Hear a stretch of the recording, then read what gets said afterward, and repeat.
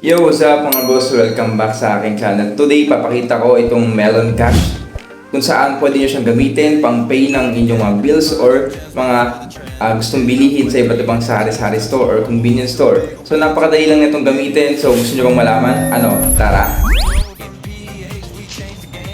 Guys, so nandito na tayo ngayon sa Dali and susubukan natin itong si Melon Cash kung talaga bang mabilis ang transaction pagdating sa pagbayad sa ating mga bilihin. So tara.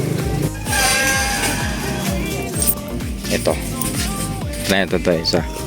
Ang ulam. Ito. Ito, chocolate. Sige, ito. Pwede na to.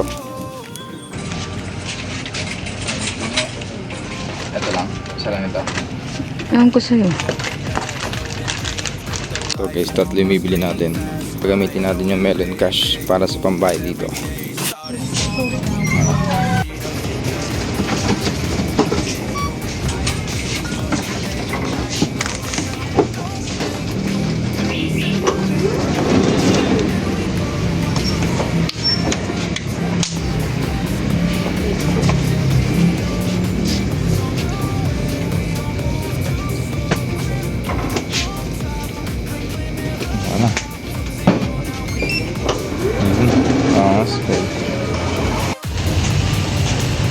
So yun guys, nabili natin to at gamit natin dito ang Melon Cash and sobrang bilis niya ng transaction and smooth lang. So tignan natin kung ano pa yung mabibili natin next time. So tara guys, subukan nyo na.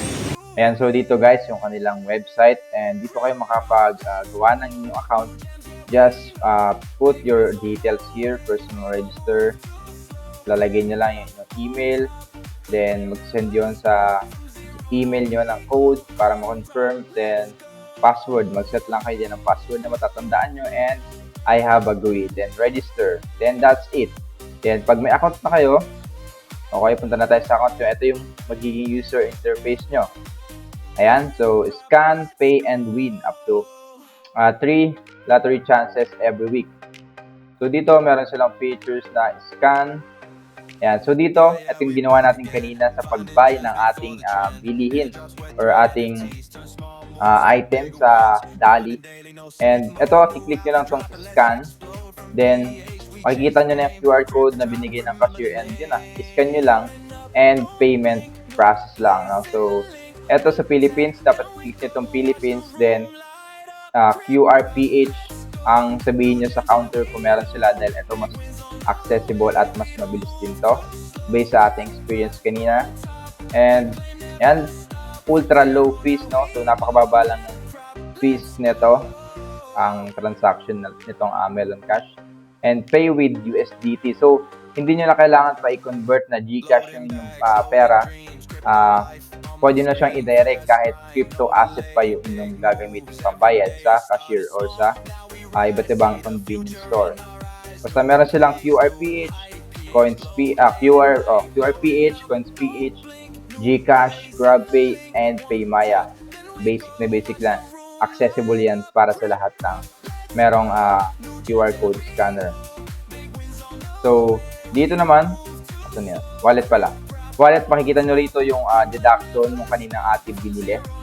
So, nasa 1.12 USDT lang yung ating nabili kanina. So, sinubukan lang natin sa maliit na halaga para kung sakali magka-problema, no, at maliit lang. So, ayan. At successful naman, wala naman naging problema at napaka-smooth, napakabilis ng ating pong transaction dito sa Melon Cash. So, dito guys, meron ding card, no? Itong si Melon Cash. Pero ito ay kailangan nyo pa mag-apply. So, soon siguro lalabas itong features ng card. So, maganda rin siguro ito na magkaroon tayo para mas mabilis na yung ating mga transaction kahit wala na scan, no? So, abangan natin yan. So, basically guys, ang Melon Cash ngayon ay website pa lang. Wala pa sila mismong application. Pero soon, matik magkakaroon yan, no? So, abangan lang natin and as always, thank you for watching and hanggang sa muli, paalam.